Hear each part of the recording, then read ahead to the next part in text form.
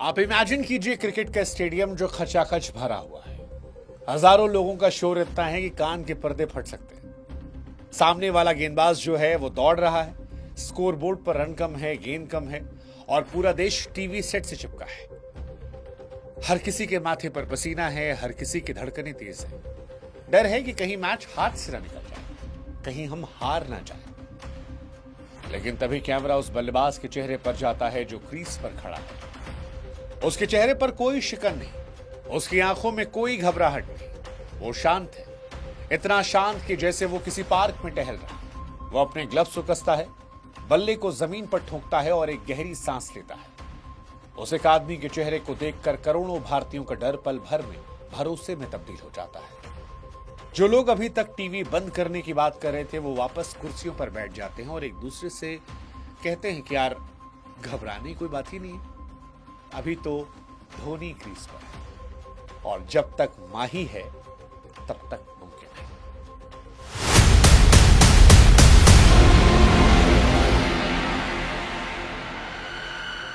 ये भरोसा, ये सुकून, ये विश्वास किसी दुकान पर नहीं मिलता और इसे कमाने वाला शख्स कोई और नहीं बल्कि रांची का राजकुमार महेंद्र सिंह धोनी है। आज हम जिस धोनी को दुनिया के सफलतम कप्तानों में से एक देखते हैं, उनकी कहानी फूलों की सेज पर सजकर नहीं आई थी, ये कांटों का सफर था। कुछ उनकी फिल्म MS धोनी में दिखाया गया, बहुत सारा नहीं दिखाया गया। ये सफर उस जिद का था जिसने एक साधारण से टिकट कलेक्टर को दुनिया का सबसे बड़ा ट्रॉफी कलेक्टर बना दिया। नमस्कार, आपके साथ मैं हूं शुभांकर और आप देख रहे हैं क्रिकेट बुक। और आज की कहानी किसी रिकॉर्ड या आंकड़ों की कहानी नहीं, बल्कि ये कहानी उस जज्बे की है जिसने करोड़ों दिलों पर राज किया। ये कहानी उस इंसान की है जिसने हमें सिखाया कि जब सारी दुनिया तुम्हारे खिलाफ और हार सामने खड़ी हो, तब भी अगर तुम खुद पर भरोसा रखो तो तुम्हारी जीत होगी। आज आपको ले चलते हैं उस दौर में जब रांची जैसे छोटे शहर का नाम क्रिकेट के नक्शे पर कहीं नहीं था। महेंद्र सिंह धोनी का जन्म 7 जुलाई 1981 को झारखंड के रांची शहर में हुआ था। उस वक्त झारखंड अलग राज्य भी नहीं बना था, वो बिहार का हिस्सा था। पिता पान सिंह धोनी मैकॉन कंपनी में पंप ऑपरेटर की नौकरी करते थे। मां देवकी एक साधारण गृहिणी थी। परिवार मध्यम वर्गीय था, एक ऐसा परिवार जहां सपनों से ज्यादा सुरक्षित भविष्य पर जोर दिया जाता है, जहां बच्चों को बचपन से सिखाया जाता है कि पढ़ो लिखो, एक सरकारी नौकरी ले लो ताकि जिंदगी आसानी से कट जाए। धोनी का बचपन भी इसी माहौल में बीता, लेकिन कुदरत ने उनके लिए कुछ और सोच रखा था। आपको जानकर हैरानी होगी कि बचपन में माही का पहला प्यार क्रिकेट नहीं था, उन्हें फुटबॉल से इश्क था। वो अपनी स्कूल की टीम के गोलकीपर थे। गोल पोस्ट के सामने खड़े होकर बॉल को रोकने की जो फुर्ती उन्होंने दिखाई, शायद वही आगे चलकर विकेट के पीछे उनकी सबसे बड़ी ताकत बनी। उनकी नजरें चील जैसी थी और हाथ बिजली जैसे तेज। किस्मत के खेल भी निराले होते हैं। एक दिन स्कूल के क्रिकेट कोच ने देखा कि उनका रेगुलर विकेट कीपर आया नहीं। उनकी नजर फुटबॉल के मैदान में डाइव लगाते माही पर पड़ गई। माही को बुलाया, कहा तुम विकेट कीपिंग करोगे। माही ने कभी लेदर की बॉल से क्रिकेट नहीं खेला था, उन्हें टेक्निकल ज्ञान नहीं था, लेकिन मना नहीं किया। ग्लव्स पहने और विकेट के पीछे खड़े हो गए। उस दिन उस छोटे से स्कूल के मैदान में किसी को नहीं पता था कि यह लड़का एक दिन क्रिकेट के इतिहास का सबसे तेज और सबसे शातिर विकेट कीपर बनेगा। उनकी विकेट कीपिंग की टेक्निक किताबी नहीं थी। कोच उन्हें बताते थे कि ऐसे पकड़ो वैसे पकड़ो, लेकिन धोनी का अपना एक अलग स्टाइल था। वो गेंद को लपकते नहीं थे, गेंद पर झपट्टा मारते थे। धीरे धीरे फुटबॉल पीछे छूट गया और क्रिकेट माही की जिंदगी का एक अहम हिस्सा बन गया। हालांकि भारत में मिडिल क्लास फैमिलीज में खेल जो है वो सिर्फ शौक होता, करियर नहीं। पिता पान सिंह धोनी चाहते थे कि बेटा पढ़ लिख कर कोई अच्छी नौकरी करे। वो नहीं चाहते थे कि उनका बेटा जिंदगी भर संघर्ष करे। धोनी ने पिता की बात मानी, पढ़ाई भी की और क्रिकेट भी खेला।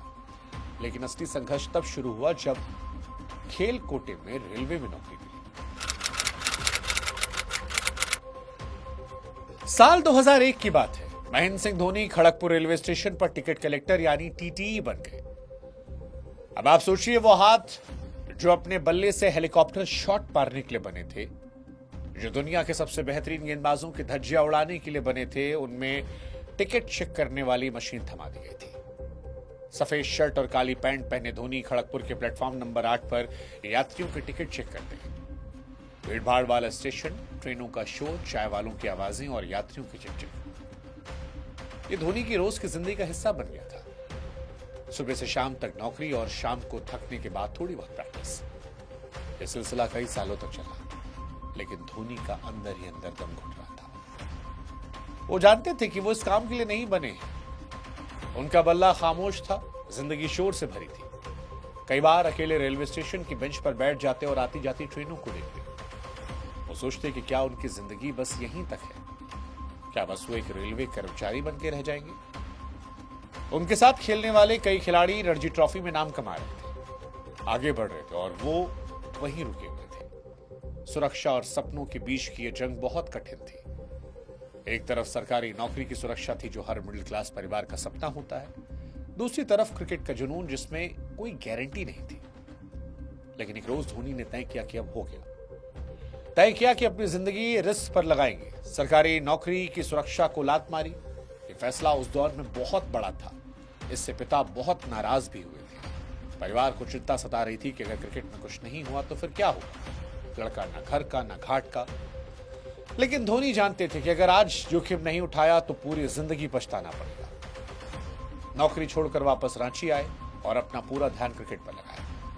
यहीं से शुरुआत हुई उस तूफान की, जिसने आगे चलकर विश्व क्रिकेट को हिलाकर रख दिया। धोनी की मेहनत रंग लाई। उन्हें इंडिया ए में चुना गया।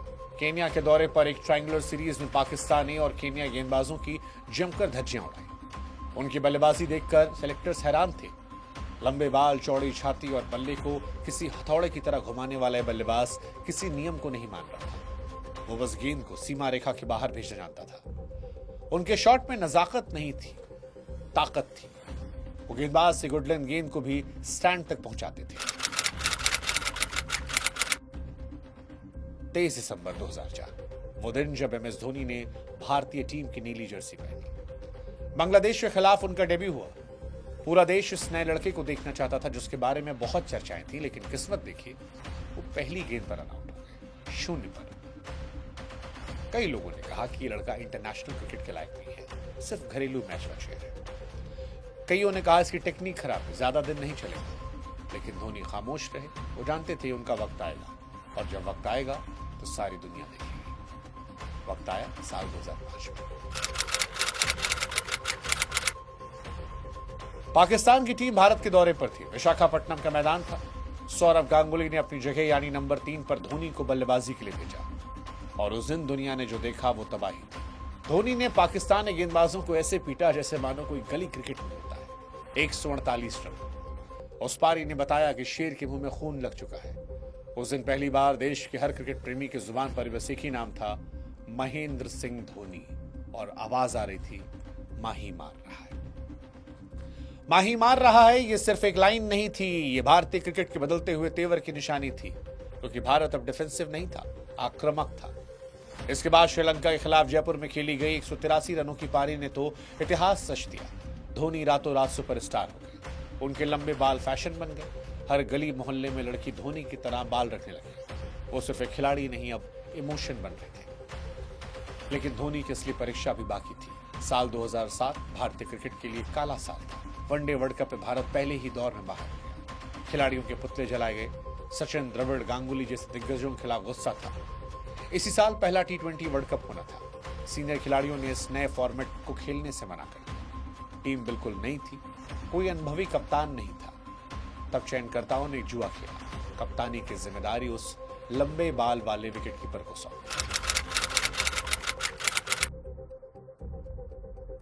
धोनी युवा थे। एक युवा और अनुभवहीन टीम को लेकर वो साउथ अफ्रीका गए। किसी को उम्मीद नहीं थी कि भारत जीतेगा, लेकिन धोनी को खुद पर भरोसा था। वो जानते थे कागज पर टीम कैसी भी हो, मैदान पर जिगर बड़ा होना चाहिए। पाकिस्तान के खिलाफ फाइनल मैच आज भी रोंगटे खड़ा करता है। आखिरी ओवर पाकिस्तान को जीतने के लिए चाहिए 13 रन। क्रीज पर मिसबाह जो सेट थे। धोनी के पास हरभजन का एक ओवर बचा था, लेकिन धोनी ने वो किया जो कोई सोच नहीं सकता था। उन्होंने गेंद जोगिंदर शर्मा को थमा दी। जोगिंदर टीम के सबसे अनुभवहीन गेंदबाज थे। पूरा देश स्तब्ध था। लोग गालियां देने लगे कि धोनी ने क्या कर दिया। जोगिंदर ने पहली गेंद वाइड फेंकी, फिर छक्का लगा। सबको लगा भारत हार गया, लेकिन धोनी शांत थे। वो जोगिंदर के पास गए, कंधे पर हाथ रखा, कुछ कहा। चेहरे पर भाव एकदम शून्य था। अगली गेंद पर मिसबान ने हवा में शॉट खेला, श्रीसंत ने कैच पकड़ा और भारत विश्व विजेता बन गया। उस एक फैसले ने धोनी को कैप्टन कूल बना दिया। दुनिया समझ गई कि इस बंदे के दिमाग को पढ़ना नामुमकिन है। T20 वर्ल्ड कप की जीत ने धोनी को एक कप्तान के साथ साथ महान लीडर के तौर पर स्थापित कर दिया। इसके बाद वनडे और टेस्ट की कैप्टनसी मिली। धोनी ने टीम को बदलना शुरू किया, कड़े फैसले किए, साफ कर दिया टीम में सिर्फ रन बनाना काफी नहीं है, फील्डिंग फिटनेस जरूरी है। सीनियर खिलाड़ियों को रोटेट किया, जिसके लिए आलोचना हुई, लेकिन लक्ष्य साफ था। 2011 world cup 2011 world cup Bharat में हो रहा था। करोड़ों लोगों की उम्मीदों का बोझ धोनी कंधों पर था। तेंदुलकर का यह आखिरी वर्ल्ड कप था। हर कोई चाहता था कि सचिन के लिए वर्ल्ड कप जीता जाए। भारत फाइनल पहुंचा। सामने श्रीलंका थी, वानखेड़े का मैदान जो नीला समंदर बन चुका था। श्रीलंका ने बहुत बड़ा स्कोर खड़ा किया। भारत की शुरुआत खराब थी। सहवाग सचिन आउट हो गए। स्टेडियम खामोश था। एक डर लग रहा था। गंभीर और कोहली ने पारी संभाली, लेकिन जब कोहली आउट हुए सबको लगा युवराज आएंगे, जो पूरे टूर्नामेंट में सबसे शानदार फॉर्म में थे। लेकिन तभी ड्रेसिंग रूम का दरवाजा खुला और सीढ़ियों से उतरते दिखाई पड़े महीने से। लोग हैरान थे। पूरे टूर्नामेंट में उनके रन नहीं बने थे। बल्ला खामोश था। अगर आज फेल होता तो देश माफ नहीं करता। उनके घर पत्थर फेंके जाते, लेकिन धोनी जानते थे कि आज जिम्मेदारी लेनी होगी। मुरलीधरन की स्पिन को संभालने के लिए वो खुद आए। उस रात धोनी की आंखों में अलग आग थी। वो एक एक रन के लिए नहीं खेल रहे थे, इतिहास लिखने के लिए खेल रहे थे। गंभीर के साथ मिलकर पारी को संभाला और फिर वो पल आया जिसका इंतजार भारत 28 साल से कर रहा था। नुआन कुलशेखरा की गेंद, धोनी स्ट्राइक पर, गेंद बल्ले के बीचों बीच लगी, लॉन्ग ऑन के ऊपर से हवा में उड़ गई। रवि शास्त्री की आवाज आज भी कानों में गूंजती है। Dhoni finishes of in style. वो छक्का नहीं था, वो करोड़ों भारतीयों के सपनों की उड़ान थी। भारत झूम उठा, लोग सड़क पर निकल आए। धोनी ने वो कर दिया जो नामुमकिन लग रहा था। यह साबित किया जब वो क्रीज पर होते हैं तब मुमकिन है, सब कुछ मुमकिन है। भारत ने धोनी कप्तानी में सब कुछ जीता। 13 में चैंपियंस ट्रॉफी जीतकर वो दुनिया के इकलौते ऐसे कप्तान बन गए जिन्होंने आईसीसी की 3 बड़ी ट्रॉफियां जीती थी। उनकी कैप्टेंसी में भारत टेस्ट रैंकिंग में नंबर 1 बना। हमें ऑस्ट्रेलिया और इंग्लैंड में जाकर आंख में आंख डालकर खेलना सिखाया। लेकिन धोनी की सबसे बड़ी खासियत उनकी सादगी थी। जीत के बाद जब ट्रॉफी मिलती तो युवाओं को थमा देते, खुद फोटो में किनारे जाकर खड़े होते। वो लाइमलाइट के भूखे नहीं थे, सिर्फ टीम के लिए जीते थे। वो जर्सी नंबर 7, जन्म की तारीख 7, महीना 7, ये सिर्फ एक संयोग नहीं था, ये मानव नियति का संदेश था। और इसीलिए दुनिया कहती है थाला फॉर अ रीजन। वो जर्सी नंबर 7, जन्म की तारीख 7, महीना 7, ये सिर्फ नियति का संकेत नहीं था, ये थाला फॉर अ रीजन था। और इसीलिए 7 नंबर भारत का लकी नंबर बना। धोनी का एक और रूप हमें आईपीएल में देखने को मिला, चेन्नई सुपर किंग्स में। आज चेन्नई के लोगों के लिए धोनी सिर्फ एक खिलाड़ी नहीं है, उनके थाला है, बड़े भाई।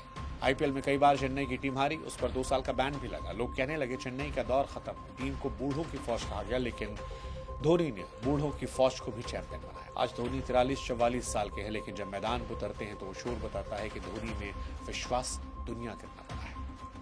आज भी धोनी के फैसले हों, धोनी की स्टंपिंग हो, धोनी की बल्लेबाजी, लोग अभी भी कहते हैं कि यार धोनी जैसा कोई नहीं हो सकता। हालांकि वक्त किसी के लिए रुकता नहीं, हर शुरुआत का अंत होता है। 2019 का वर्ल्ड कप भारत अच्छा खेल रहा था। सेमीफाइनल में बारिश हो गई, 2 दिन मैच चला, भारत हार गया। वहां से धोनी को क्रिटिसिज्म काफी मिला। गप्टिल का वो थ्रो जो विकेट पर लगा, धोनी रन आउट हुए, वो इंच भर का फासला भारत की हार बन गया। उस दिन धोनी की आंखों में आंसू होने लगे थे। शायद वो जानते थे कि नीली जर्सी में आखिरी पल है। उस दिन पूरा भारत रोया था और रन आउट नहीं, युग का अंत था। कई साल तक धोनी गायब रहे, ना कोई मैच, ना खबर। लोग कयास लगाते रहे वापस आएंगे नहीं आएंगे। फिर 15 अगस्त 2020 की शाम जब पूरा देश आज़ादी का जश्न मना रहा था, धोनी ने बिना शोर शराबे के, बिना किसी प्रेस कॉन्फ्रेंस के इंस्टाग्राम पर एक वीडियो डाला। एक पुराना गाना बज रहा था, पल दो पल का शायर। कैप्शन में लिखा, शाम 7:29 से मुझे रिटायर्ड माना जाए। बस इतना, एक युग का अंत हो गया। इतना बड़ा खिलाड़ी इतनी खामोशी से गया, यही धोनी है। महेंद्र सिंह धोनी कहानी सिखाती है कि शुरुआत कहां से हुई मायने नहीं रखता। आप छोटे शहर से हो सकते हैं, आप गरीब परिवार से हो सकते हैं, आप टिकट कलेक्टर हो सकते हैं, लेकिन अगर आपके अंदर जिद है, अगर आपके अंदर खुद पर भरोसा है, तो आप दुनिया को झुका सकते हैं। धोनी ने हमें सिखाया कि जब सब कुछ तुम्हारे खिलाफ हो, जब हार दिख रही हो, तब भी शांत रहो, क्योंकि तुम्हारा दिमाग का शोर तुम्हें हरा सकता है, लेकिन दिल का भरोसा तुम्हें जिता सकता है। आज भी जब टीवी पर पुराना मैच आता है और धोनी क्रीज पर आते हैं तो दिल से एक ही आवाज आती है, क्या उम्मीद बाकी है? कि माही मार रहा है का रोमांच और धोनी है तो मुमकिन है का विश्वास, ये रिटायर नहीं होता। इतिहास में कई कप्तान आएंगे, कई बल्लेबाज आएंगे जो कई रिकॉर्ड बनाएंगे, रन बनाएंगे, लेकिन क्रिकेट का जो भरोसा, जो सुकून, जो आदत धोनी ने दी, वो शायद कोई और दे पाएगा। वो सिर्फ क्रिकेट के मैदान के जादूगर नहीं थे, जिंदगी के मैदान के बड़े खिलाड़ी थे। अगर आपको भी लगता है कि धोनी जैसा कोई नहीं तो कमेंट सेक्शन में थाला फॉर अ रीजन। मैं हूं शुभांकर, आप देख रहे थे क्रिकेट बुक। मिलेंगे किसी और कहानी में, तब तक के लिए जय हिंद, जय भारत।